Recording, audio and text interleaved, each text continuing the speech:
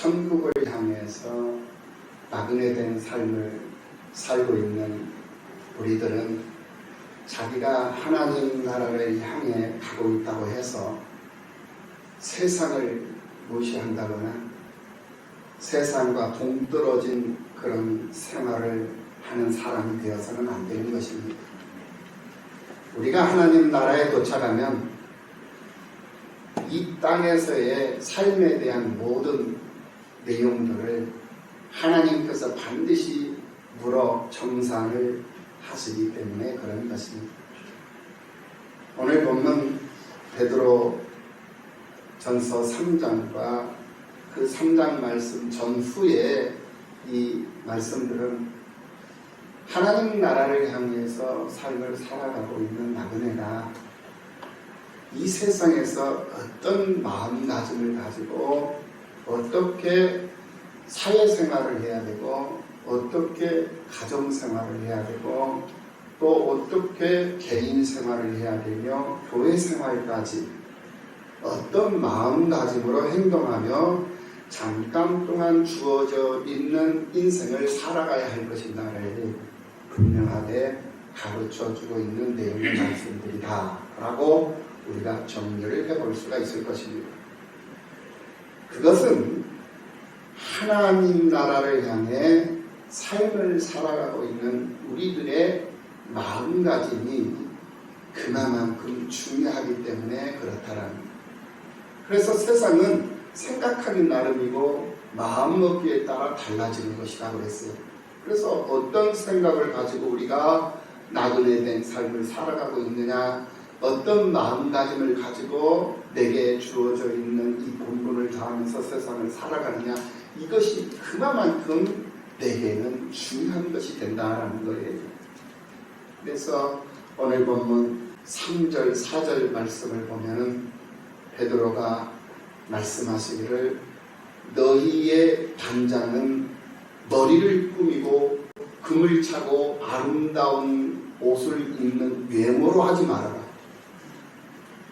그러면서 4절 말씀에서 오직 마음에 숨은 사람을 온유하고 안정한 심령에 썩지 아니할 것으로 하라. 이는 하나님 앞에 값진 것이니라 라고 말씀을 하고 있는 것을 볼 수가 있습니다. 하나님 앞에 값진 것이 있다면 무엇이겠습니까?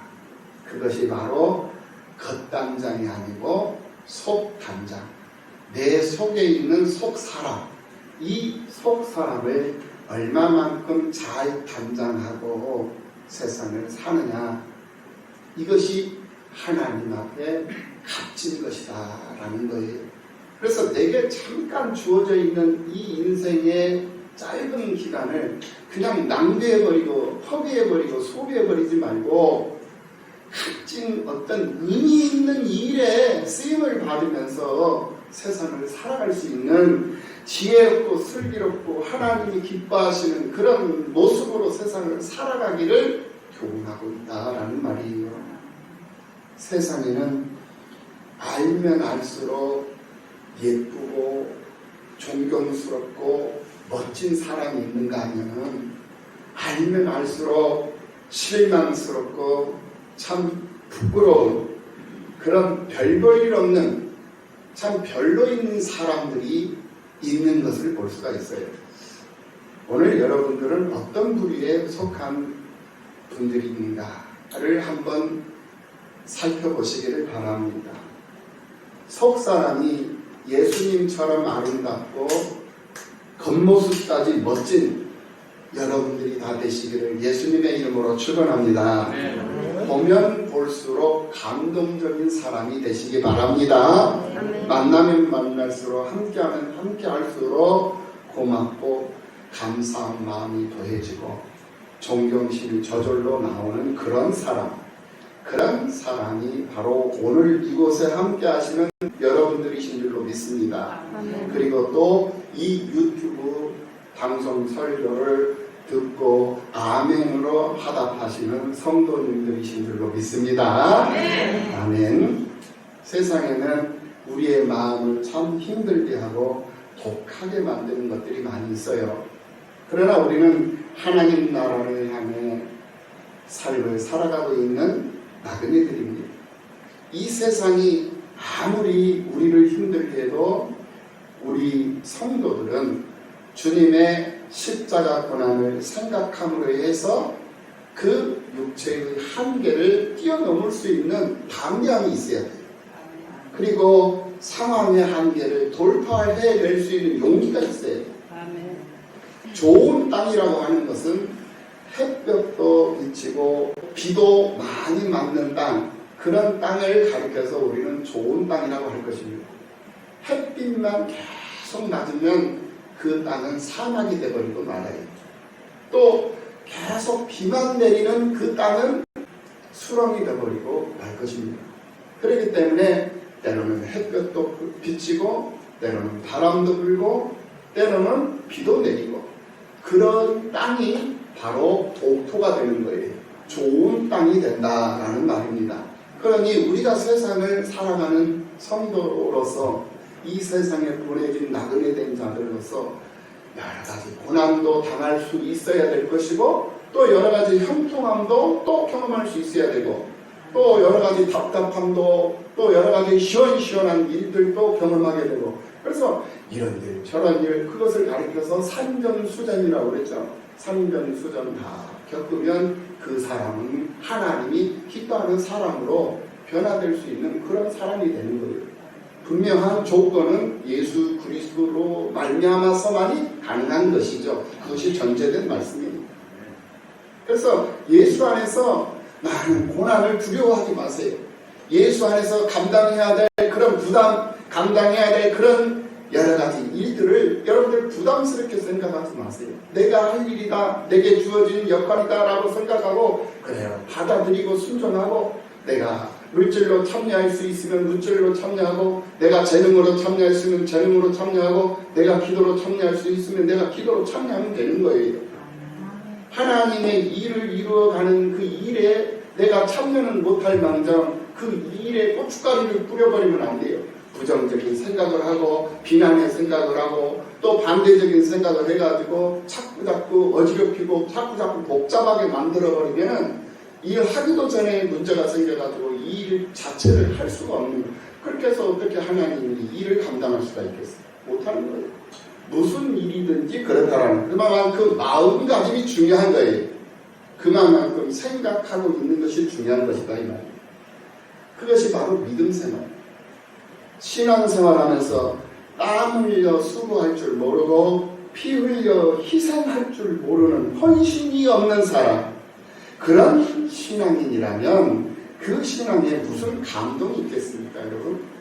인생이 고난을 겪을수록 그 인생의 삶과 폭이 달라지는 것처럼 의를 위한 고난은 우리들의 신앙과 폭, 우리들의 신앙의 폭과 우리들의 신앙의 질을 높여주는 그런 하나의 방편이 될 것입니다. 사도 베드로는 오늘 본문 14절 말씀에서 의를 위하여 고난을 받으면 복이 있는 자다라고 말하고 있는 것을 볼 수가 있어요. 여기서 말하는 의가 뭐냐? 바로 예수님이에요. 그래서 예수님을 위해서 고난을 받으면 복 있는 자다 이거예요. 그리고 복이 뭐냐? 여기서 이 말하는 이 복도 예수님이에요. 그러니까 예수님을 위해서 고난을 받으면 예수님을 얻는다라는 말이에요. 예수님이 함께 하신다라는 거예요. 예수님은 누구십니까? 만왕의 왕이시잖아요. 이 모든 이 세상 피조 보이지 않는 세계, 보이는 세계를 다 통치하고 다스리시는 권세자예요. 그 권세자와 내가 함께하고 있다라는 그 자체만으로도 나 자신은 영광스러운 것 아니겠습니까? 그것이 바로 복 있는 사람이다라는 말이에요. 그래서 예수님의 이 제자 베드로가 예수님께서 말씀하셨던 산상수훈의 이 팔복을 여기서 인용하고 있는 것을 볼 수가 있어요. 예수님께서 산에 오르셔서 복을 8가지로 정의를 해 주셨던 마태복음 5장 3절 이하 10절의 이 말씀을 가리켜서 산상수훈이라고 하는데 이 산상수훈을 보면은 그 복이 한결같이 세상 사람들이 바라는 복이 아니었다라는 거예요. 그러니까 세상에서 말하는 복이 아니고 성경이 말하는, 예수님이 말하는 복은 세상에서 말하는 복과 정반대였다라는 거예요. 여러분 한번 생각해 보시기 바랍니다. 심령이 가난한 자는 복이 있나니 천국이 그들의 것이며, 심령이 가난한 자가 복이 있다라는 거예요. 애통하는 자는 복이 있나니 그들이 위로를 받을 것이며, 애통하는 자가 복이 있다라는 거예요. 심령이 가난한 자가 복이 있고, 애통하는 자가 복이 있고, 또 온유한 자는 복이 있나니 그들이 땅을 기업으로 받을. 온유한 자가 복이 있다. 의에 줄이고 목마른 자가 복이 있다. 그들이 배부를 것입니다. 의에 줄이고 의에 목마른 자가 복이 있나니 그들이 배부를 것이다. 긍휼히 여기는 자는 복이 있나니 그들이 긍휼히 여김을 받을 것이요, 마음이 청결한 자는 복이 있나니 그들이 하나님을 볼 것이며, 화평케 하는 자는 복이 있나니 그들이 하나님의 아들이라는 그름을 받을 것이며, 의를 위하여 핍박을 받는 자는 복이 있나니 천국이 그들의 것입니다. 의를 위하여 박해를 받는 자가 복이 있다.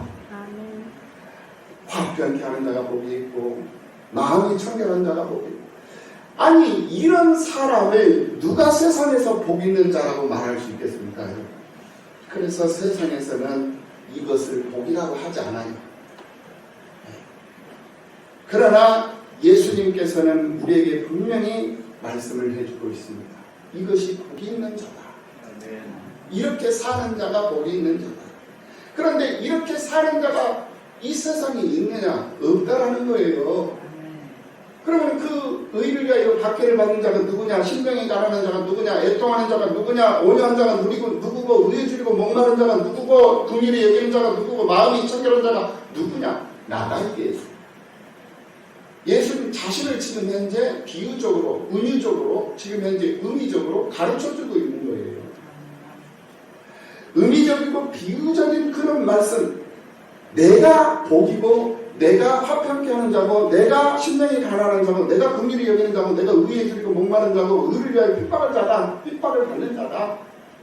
그가 바로 난데, 내가 바로 복 있는 자고, 그 복 있는 내가 바로 천국이다. 이 말씀이에요.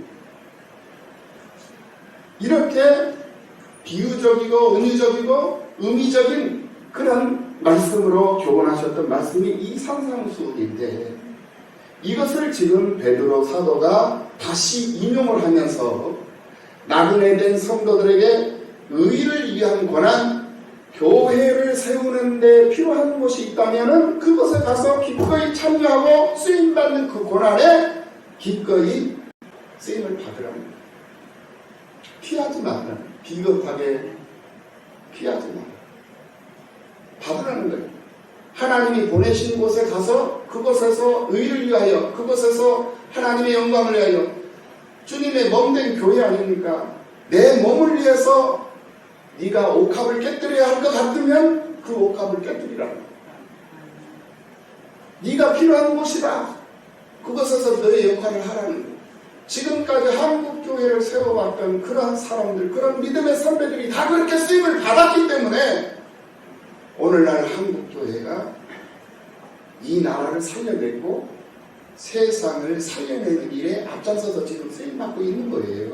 아멘. 그 일에 지금 여러분들이 동참하고 있다는 사실을 믿으시기를 예수님의 이름으로 축원합니다. 아멘. 그래서 오늘 본문 베드로전서 3장 16절 말씀, 이 말씀에서 우리에게 뭐라고 말씀하십니까?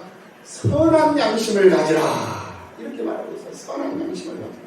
그러니 너희들 선한 양심을 가지라. 이는 그리스도 안에 있는 너희 선행을 욕하는 자들로 비방하는 일에 부끄러움을 당하게 하려 함이라. 17절, 선을 행함으로 고난받는 것이 하나님의 뜻일진데, 무엇이 하나님의 뜻이라고요? 선을 행함으로 고난받는 것이 하나님의 뜻이다. 악을 행함으로 고난받는 것보다 나으니라. 악행함으로 고난받는 것보다 차라리 선을 행함으로 고난받는 것이 더 나은 것이다. 그것이 바로 하나님의 뜻이다, 이 말이에요. 일반적으로 복이라고 하면은 많은 사람들이 장수의 복, 부귀영화, 무병장수, 만사형통, 자손번창, 천수를 다하면서 덕을 많이 세우는 것, 이런 것들을 복으로 생각을 하죠. 지난번에 말씀을 드렸듯이 이빨 튼튼한 것도 복이고, 시력이 좋은 것도 복이요, 귀 잘 들리는 것도 복이고, 나이가 들면 들수록 귀도 안 들리고 눈도 안 보이고 치아도 흔들리고, 그래서 틀리기고 살아야 되고, 그게 인생이죠. 그런데 그런 중에도 본인은 시력이 정상이고 청력도 정상이고 치아도 정상이고, 그러면 그만큼 얼마나 큰 축복이 어디 있겠습니까? 그런 중에다가 또 부귀영화를 누리고 무병장수하고, 그러니 얼마나 큰 축복이겠습니까? 그런데 우리 예수를 믿는 사람들에게도 이런 축복은 분명히 주어져 있어요. 이런 축복은 누구도 받을 수 있는 거예요. 그러니까 예수를 믿는 사람이나 예수를 믿지 않는 사람이나 믿는 자나 믿지 않는 자나 다 받을 수 있는, 그리고 누릴 수 있는 축복이 바로 이런 무병장수, 이런 만사형통의 축복이다라는 말이에요. 누구든지 가능한 거예요. 예수님하고 상관이 없는 거예요, 이거는. 예수님하고 상관이 없이 믿음이 없는 사람들도 얼마든지 누릴 수 있고 얼마든지 받을 수 있는 그러한 복이 바로 이런 복들이다라는 거예요. 만약에 세상 사람들이 바라는 복과 그리스도인들이 바라는 복이 같은 것이라면, 이렇게 같은 것이라면 굳이 예수 믿을 필요가 없는 거예요. 그렇지 않겠어요? 예수를 안 믿어도 다 받고 누릴 수 있는 복인데, 이 복은 꼭 예수를 믿어야만 이 복을 받는 건 아니다.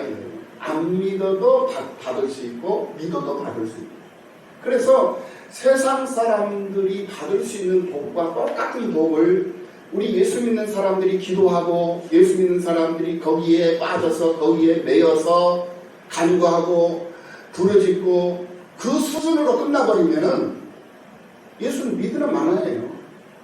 굳이 뭐 예수 믿을 필요가 뭐 있겠느냐, 이 말이에요. 지금 말씀이. 분명한 것은 그 복은 누구나 누릴 수 있는 복이다 이거예요. 그것을 뛰어넘으라는 거예요. 그것을 뛰어오르라는 거예요. 한 계단 두 계단 뛰어넘어서 더 나은 모습으로, 더 고차원적인, 더 깊은 그러한 방향으로, 그러한 내용으로 세상을 살아갈 수 있는 폭이 넓은 사람, 속이 깊고 생각이 깊고 좀 더 멀리 보고 좀 더 나은 모습으로 살아갈 수 있는, 발전성이 있고 성장해 있는 그런 큰 그릇으로 세상을 살 수 있는 그런 사람으로 세상을 살아야 된다라는 말이에요. 그렇게 달라져야 되겠다라는 거예요. 그래서 우리는 특별한 사람이다라고 말씀을 드렸던 거예요. 보통 사람들이 아니에요. 예수 믿는 사람들. 특별한 사람들이다 이거예요. 그래서 보통 사람들이 생각하는 그 생각의 이상의 것을 품고 사람이 바로 예수를 믿는 사람들이다 이 말이에요. 초대교회 교인들은 이런 세상적인 복을 굳이 마음에 두지 않았어요. 이런 세상적인 복을 바라면서 신앙생활을 하지 않았다라는 거예요. 우리 한국교회의 신앙 선배들도 그랬어요. 오히려 십자가의 대속적 은혜와 부활신앙에 대한 믿음의 증인으로 사는 것이 더 좋았고, 그 일을 감당하기 위해서 정든 고향을 떠나야 하는 그런 선택을 할 수밖에 없었고, 순사들에게 체포가 되면 고문과 형장의 이슬로 사라지기도 했던 우리 신앙의 선배들을 우리는 분명히 알고 있습니다. 사도 바울도 그랬어요. 유대인들에게 복음을 증거하다가 유대인들에게 붙잡혀가지고 40에 하나 감한 배를 5번 맞았어. 40에 하나 감했다면 몇 개예요? 40에 하나면 감했으니까 뺐으니까 39대. 39대를 5번이나 맞았어. 곱하기 얼른 해봐. 몇이나? 몇 대 맞았어? 40에 하나 뺀 배를 5번이나 맞았다. 39 곱하기 5를 하니까 195가 되더라. 195대, 그 200대를 맞았어요. 200대. 거의 초죽음이 되는 거죠. 그러니까 죽을 만큼 매를 맞은 사람이 바로 사도 바울이에요. 왜 맞았어? 복음 충고. 예수 부활 부활 증거한다라는 그 이유 하나 때문에 매맞은 거예요. 그 이유 하나 때문에. 어찌 그것뿐이었겠습니까? 3번을 태장으로 맞고 1번 돌로 맞고 3번 파선하고 한 주일 동안 주야를 깊은 바다에서 지냈고 여러 번 자지도 못하고 죽이며 목마르고 여러 번 굶주리고 굶고 춥고 헐벗는 그런 삶을 살았던 사람이 바로 이 사도 바울이라는 사람이에요. 이 사람이 배경이 없습니까? 가문이 없습니까? 이 사람이 뭐가 부족합니까? 지식이 부족합니까? 뭐가 부족합니까? 그런데 예수님 한 분, 예수님의 유익을 위해서 하나님 나라 영광을 위해서 쓰임받는 그 쓰임이 더 이 사람에게는 유익한 것이었다라는 거예요. 이 사람이 경제적인 그런 여유가 있는 것도 아니었고 그렇다고 이 사람이 건강한 것도 아니었어요. 네, 안과 질환을 가지고 있었던 그런 사람이에요. 정말 세상적으로 이 사람을 평가를 해본다면 이 사람은 복받은 사람이 아니에요. 세상적 기준으로 본다면. 네. 나그네잖아요. 이 사람이 돈이 있으니까 건강합니까? 장수를 했습니까? 배우자가 있습니까? 가정이 있습니까? 뭐가 있습니까? 아무것도 없는 사람. 그러니까 세상적 기준으로 사도 바울을 말한다면, 평가를 한다면 이 사람은 실패한 사람이에요. 세상적 기준으로 말합니다. 그런데 신앙적 기준으로 보니 이 사람은 위대한 지도자, 위대한 전도자로서의 사명을 다했던 사람이었어요. 그리고 이 사람은 신약성경의 서신서를 기록한 주인공이 되었어요. 지금도 그의 신앙과 그의 신학은 영원히 자자손손 지금까지 이 세대에 이르기 다음 세대에 이르기까지 주님 다시 오실 때까지 막대한 영향력을 끼치고 있고 온 인류가 영생할 수 있는 그런 영생의 길을 안내해주고 있는 최고의 가이드로서의 역할, 가이드로서의 존재하고 있는 이 사람이 바로 2000년 전에 돌아가신 사도 바울이라는 사람이에요. 세상적 기준으로 봤을 때는 실패했어요. 그런데 신앙 기준, 믿음의 기준으로 보니 그는 위대한 전도자였다. 위대한 목회자였고 위대한 하나님의 제자였다. 그러므로 하나님 나라를 향해 살고 있는 오늘 우리들의 마음가짐이 어떤 마음가짐인가 하는 것은 우리들의 가치관을 정립하고 우리들의 생활관을 정립하는 데 가장 큰 방향타가 되는 거예요. 이런 사실을 깨닫고 신앙인으로서의 마음가짐을 단단히 하고 모든 사역의 한계를 넉넉하게 돌파할 수 있는 우리 모두가 다 되어서 교회의 기쁨이 되시고 교회의 자랑이 되고도 남음 있는 여러분들이 되시기를 예수님의 이름으로 축원합니다. 아멘. 오늘 본문 17절의 말씀에서 선을 행함으로 고난받는 것이 하나님의 뜻일진데 이것이 바로 하나님의 뜻이다 라는 말씀에 여러분 우리는 주목을 해야 할 것입니다. 이 세상에는 두 가지 유형의 사람들이 있습니다. 하나는 리액션으로 사는 사람이 있고 또 하나는 리스판스로 사는 사람이 있어요. 리액션으로 사는 사람을 가리켜서 우리는 반사적으로 사는 사람이다 라고 우리가 평가를 해볼 수가 있는 것입니다. 이를테면 우리가 복잡한 지하철을 탔어요. 지하철을 타는데 사람이 많다 보니까 지하철이 멈추고 또 움직이고 이렇게 회전을 하는 그런 과정 속에서 사람이 움직이다가 어떤 사람이 내 발을 밟았어. 그러면 그 발을 밟힌 순간에 반사적으로 욕짓거리가 나오고 아주 무서운 그런 행동만 나온단 말이에요. 이 사람은 정말 반사적으로 사는 사람이다 라고 우리가 평가를 해볼 수가 있어요. 그를 가리켜서 리액션으로 사는 사람이다 라고 말할 수 있습니다. 그런데 리스판스, 응답하면서 사는 사람이 있습니다. 이 응답하는 사람은 물론 밟힌 발이 아프죠. 그리고 그 깨끗한 신발이 더럽혀졌으니까 하얀 그 깨끗한 새로 산 신발을 신고 지하철을 탔는데 누가 시커먼 발로 밟아버렸으니 얼마나 속이 상해요. 그런데 그럼에도 불구하고 사람들이 어쩔 수 없이 많이 몰려서 많이 밀려가지고 모여 있다 보니까 움직이고 그러다 보니까 쓰러지지 않고 넘어지지 않으려고 애를 쓰다 보니까 누구인가 밟힐 거예요. 그래 이걸 뭐 고의적으로 밝힌 것도 아니고 어쩔 수 없는 것이지 뭐 하고 자기 자신을 위로를 하는 거예요. 자기가 자기 자신이 위로를 하는 거예요. 혼자만의 위로를. 그러면서 그 자기 자신의 발을 밟았던 그 사람을 그냥 참아주고 그냥 지나쳐주고 그냥 덮어주고 이런 사람을 가리켜서 리스폰스하는 사람이라고 말할 수 있다는 거예요. 그런데 하나님이 원하시는 사람이 어떤 사람이냐? 반사적으로 행동하는 사람이냐? 아니면 응답적으로 세상을 사는 사람이냐? 어떤 사람을 하나님이 원하시겠느냐? 바로 응답적으로 사는 사람을 하나님이 원하신다. 우리는 그렇게 못 살아요. 우리는 그렇게 못 살기 때문에 어떻게 해야 돼요? 그러니까 교회에 와서 하나님 품에 들어와서 하나님 앞에 기도하는 것이고 나 자신을 기도로 쳐서 나 자신을 새롭게 하고 더 깨뜨리고 더 무너뜨리고 나 자신을 더 비우고 우리 집사님 오늘 찬양 내 안에 내가 너무 많아 주님은 내 안에 오셔서 쉴 곳이 없어 너무 많아 내 욕심이 너무 많고 내 시기심이 너무 많고 너무 많아 과욕하지 말라고 그랬잖아요. 과욕하지 마라. 욕심 부리지 마라. 욕심이 잉태한 즉 죄를 낳고 죄가 장성한 즉 사망을 낳는 하지 말아 이거죠. 비워라. 좀 비워주라 이거죠. 비워줘.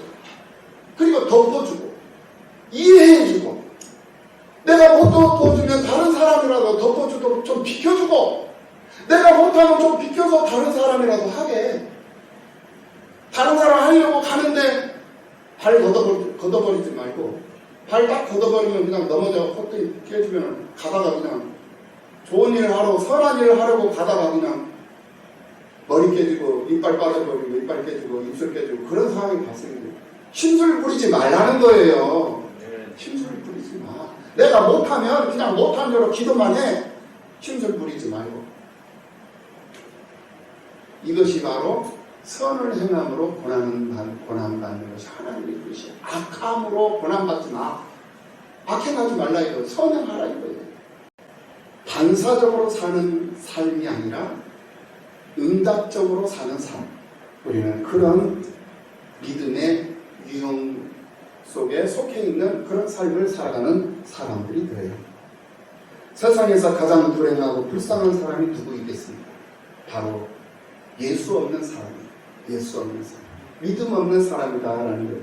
어려서는 부모를 믿어야 돼요. 어린데 부모 못 믿으면 죽어요. 제대로 못 커요. 부모를 못 믿으면. 그냥 부모한테 믿고 맡겨야 돼. 그럼 어렸을 때는 부모가 젖 물려주면 젖 빨고 숟가락에다 밥 먹여주면 밥 먹고 부모가 하라는 대로 부모가 이끄는 대로 부모한테 다 맡겨진 거야. 자기 주권은 없는 거야. 부모한테 다 맡겨졌으니까. 그래서 부모 믿고 사는 거예요. 그리고 어느 정도 성장하면 그때 가서는 무엇을 또 믿어야 돼요? 스승을 믿어야 돼요. 스승. 선생님을 믿어야 돼요. 그래서 선생님을 잘 만나면 출세를 해요. 부모 잘 만나야 되고 선생님 잘 만나야 되고 그리고 난 다음에는 친구를 잘 만나야 돼요. 친구를 잘 만나야만이 성공할 수 있는 거예요. 친구를 믿을 수 있어요. 그런데 요즘에 친구 믿을 수 있나요? 못 믿잖아요. 요즘에 친구만 못 믿습니까? 스승도 못 믿죠. 부모도 못 믿어요. 요즘 세상은. 부모 자식 간에도 지금은 신뢰가 다 깨져서 못 믿는 세대. 이런 시대가 되어버렸어요. 지금 현재 우리가 살고 있는 시대가 말입니다. 그래서 이제 더 성숙하고 성장하고 어른이 되면 가족을 구성하잖아요. 부부가 이제 결혼을 해서 부부 관계가 부부 생활이 이루어집니다. 그래서 부부가 하나 되어서 한 생각을 가지고 같은 마음을 가지고 같은 생각을 가지고 같은 믿음으로 세상을 살아가야 되는 거예요. 근데 부부지간에도 이제는 못 믿어. 서로가 못 믿는 거야. 불신을 해. 믿을 수가 없어. 생각이 달라. 그러니 가정이 온전한 가정이 되겠어요? 그러니 요즘에 깨지는 가정들이 얼마나 요즘에 이혼은 흠도 아니에요. 이제는. 뉴스를 보니까 잠자고 있는 아버지를 10대 아들이 칼로 그냥 남금질을 다 해버려요. 바로 그냥 체포돼가지고 구속돼가지고 지금 재판 받아요. 이런 세상이 돼요. 그러니까 그 자식을 부모가 어떻게 믿고 편안하게 잠을 갈 수 있고, 아내가 어떻게 남편을 믿고 남편이 어떻게 아내를 믿으면서 살 수 있겠냐. 언제 죽을지도 모르는데 이만큼 이 세상이 변화무쌍한 세상이 되어버렸다는 거예요. 천국을 향해 삶을 살고 있는 나그네 되는 우리들의 모습은 그래서 마음가짐을 분명히 하고 정신상태를 분명히 하고 세상을 살아가야 한다는 거예요. 그 마음가짐이 어떤 마음가짐이냐, 바로 선한 양심을 가지라라는 말입니다. 그리고 내 속에서 살고 있는 또 다른 나를 온유하게 단장해라. 온유한 모습으로 단장을 시켜라. 온유하게 단장을 해라. 그리고 두려움으로 단장해라. 항상 온유함으로 하고 항상 두려움으로 단장해라. 그래서 하나님이 기뻐하시는 모습으로 내 속에 있는 내가 쓰임받을 수 있도록 그렇게 변화되고 그렇게 만들어라. 그래야만이 내가 하나님이 기뻐하시는 뜻을 따라서 잠깐 주어져 있는 이 삶을 살다가 주님 앞에 서서 주님 앞에 잘했다, 착하고 충성된 종이라 일컬음을 받을 수 있는 사람이 된다라는 거예요. 악을 행함으로 고난 받는 것보다 더 나은 것, 그 나은 것이 바로 선을 행함으로 고난 받는 것이다. 그것이 곧 하나님의 뜻이다 라는 이 사실을 분명하게 다시 한번 새롭게 정립하시고 마음속에 깊이 새기셔서 하나님의 고난에 기꺼이 참여하고 거룩한 그런 짐을 함께 나눠질 수 있는 그런 자랑스럽고 존경스럽고 그런 믿음의 사람들이 다 되셔서 우리 나눔과 섬김교회의 기쁨이 되시고 자랑이 되시기를 예수님의 이름으로 축원합니다.